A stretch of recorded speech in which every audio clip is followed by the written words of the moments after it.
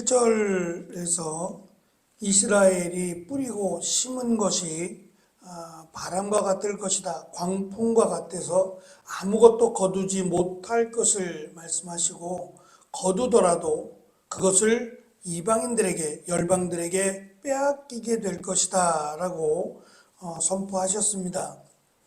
그리고 이어진 8절은 그리고 9절은 비유적인 말씀으로 마치 깨진 그릇과 같이 될 것이고 또 들나귀와 같이 될 것이다 라고 하는 말씀을 하십니다.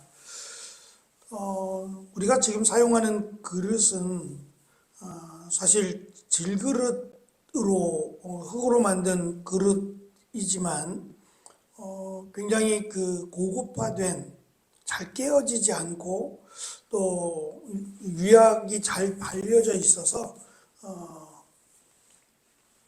오랫동안 사용해도 문제가 없는 그런 잘 만들어진 도구인데요.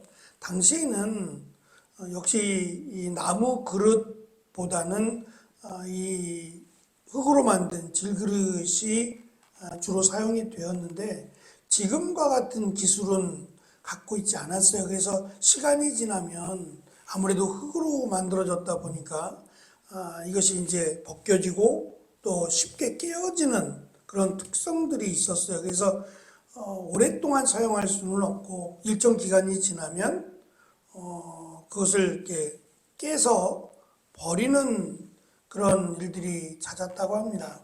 그러니까 오랫동안 사용할 수 있는 그릇은 아니었던 거죠.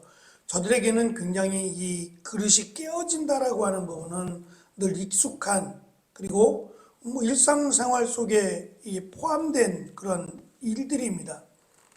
그릇을 깰 때에 아깝기도 하겠지만 이 그릇을 계속 사용할 수는 없는 거죠. 또 이렇게 코팅되어 있는 부분이 벗겨지거나 하면 그 부분에 이렇게 염색이 되거나 또는 오히려 더 음식을 상하게 만드는 그런 역할을 하기 때문에 버리게 되면 과감하게 다시 사용하겠다라고 하는 마음보다는 깨끗하게 이 그릇을 포기하겠다라고 하는 마음이 훨씬 더 많은 겁니다. 새로운 그릇을 사서 사용하면 되니까요.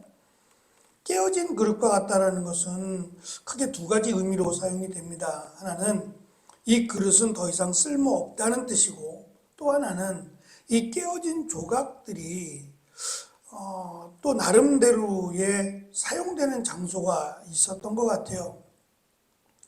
흙으로 만들어졌기 때문이기도 하지만 이것을 가지고 다른 용도로 또 사용하는 일들이 있었던 것 같습니다. 그래서 오늘 말씀에는 쓸모없다는 의미와 이 깨어진 조각들이 섞여서 다른 것들에 섞여서 마치 이스라엘 백성들이 이방인들 속으로 들어가서 그냥 자기들의 정체성, 이스라엘이라고 하는 정체성이 아니라 그냥 개개인들이 그 이방 열방들 속에 들어가서 살게 될 것을 말씀하고 있습니다. 9절에 가면 이들을 향해서는 마치 들나귀와 같다라고 하는 설명을 주시는데 이 들나귀의 특성이 있다면 굉장히 고집스럽다는 겁니다. 그리고 이 들나귀가 혼자서 같은 무리에 포함되어 있는 게 아니라 혼자서 홀로 떨어진 들나귀와 같이 버려질 것이다 라고 하는 내용이에요. 굉장히 고집스럽고 또 무리와 분리된 채 살아가는 존재를 가리키는 것으로 그 정도 되면 먹을 것도 없고 또 이스라엘이 쪼개져서 각자의 흩어진 채로 살아가게 된다면 결국 그것이 끝이다라고 볼 수는 없는 겁니다.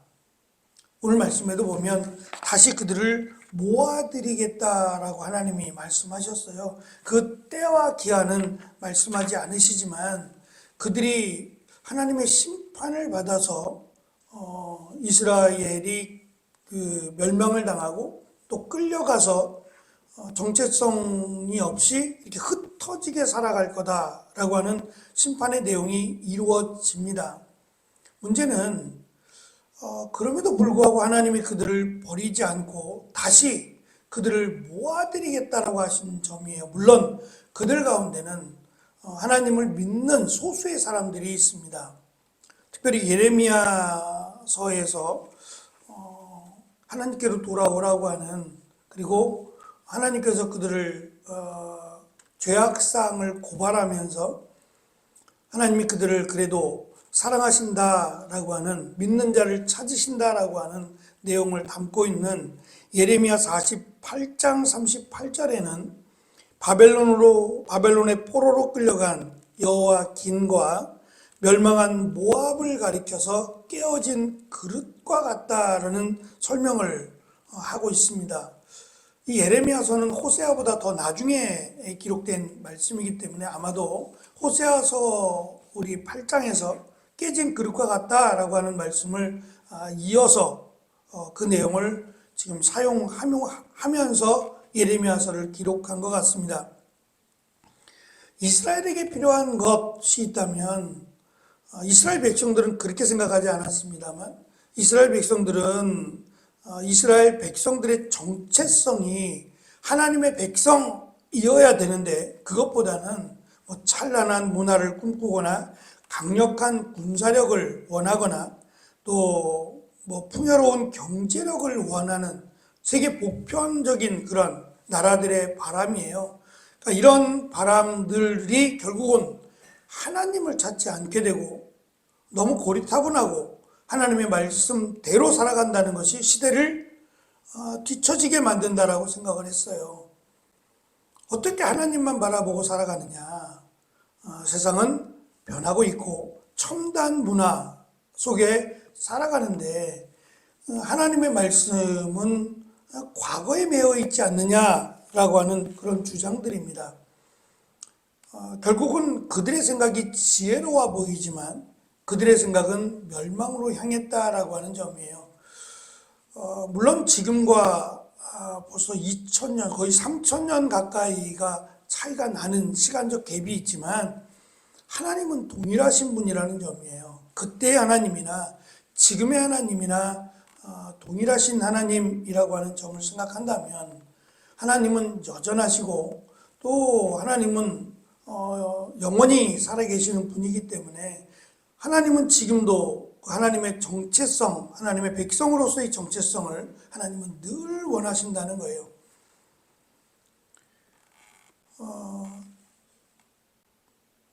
저뿐만 아니라 함께 하나님을 믿는다라고 하는 사람들이 아마 동일하게 느꼈을 것 같은데, 특별히 이제 큰 시험을 앞에 두고 수능이라든지 이런 시험을 앞에 두고 학생들은, 수험생들은 굉장히 긴장을 많이 하죠.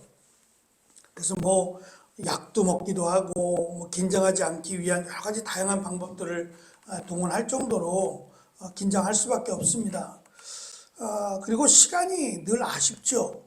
조금만 더 시간이 있었더라면, 내가 조금만 더 열심히 공부했더라면 이라고 하는 그런 아쉬움을 늘 갖죠. 그것 때문에라도 쉬는 시간조차 쉬지 못하고 그 다음 시험을 위해서 또 준비하는 그런 모습들을 봅니다. 누구나 동일하죠.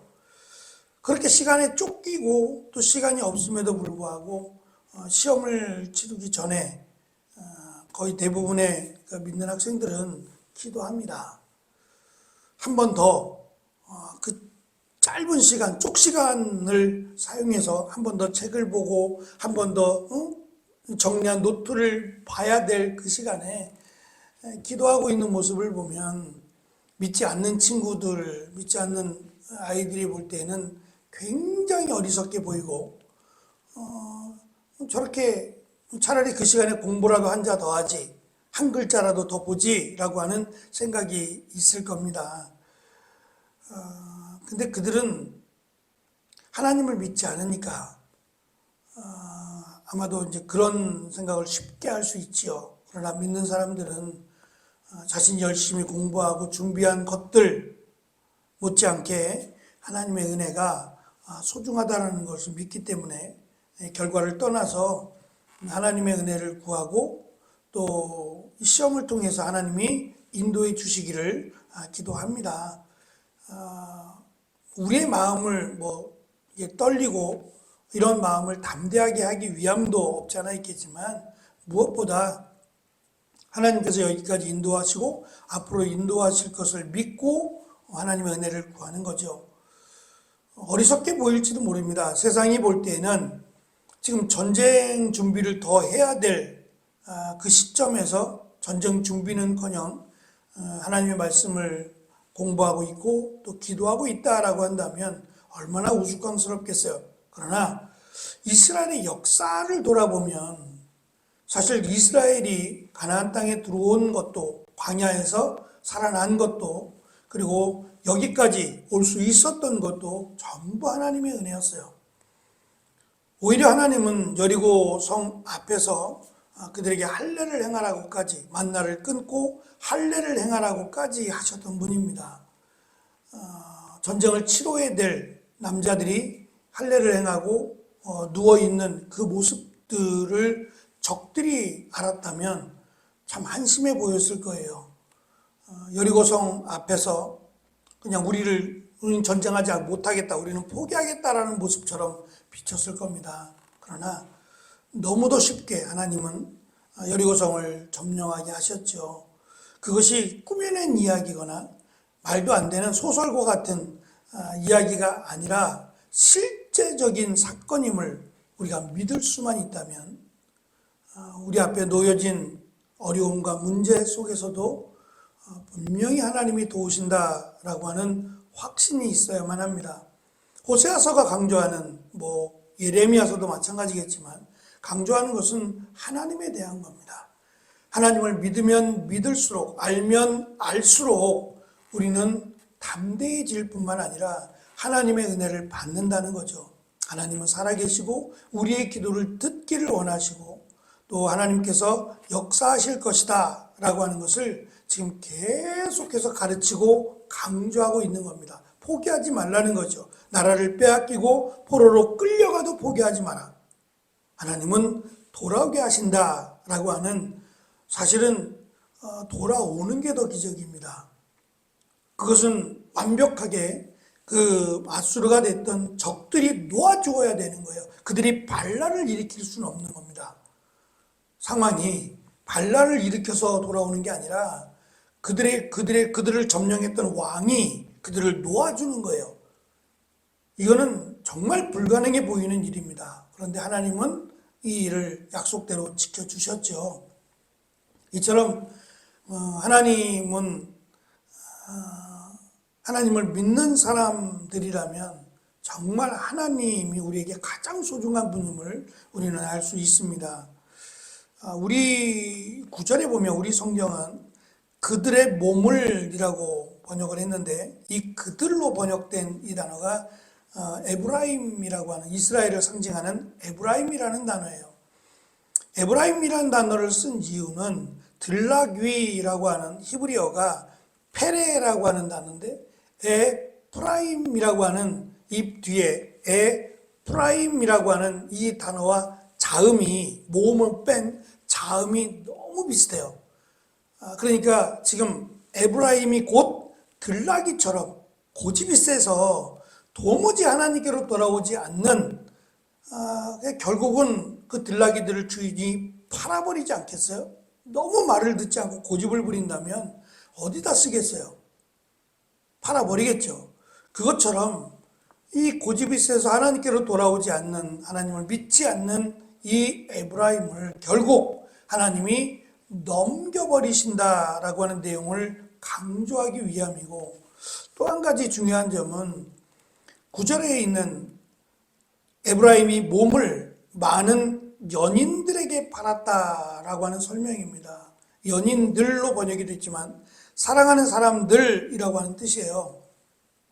하나님을 사랑해야 되는 사람들이 하나님을 사랑하는 게 아니라 다른 이들을 사랑하는 거예요. 그것도 돈을 주고 다른 사람들을 사랑하게 됐다라고 하는 내용인데, 이 말은 이스라엘이 아수르에다가 막대한 조공을 바치고 자신들을 지켜줄 사랑하는 사람을 샀다는 거예요.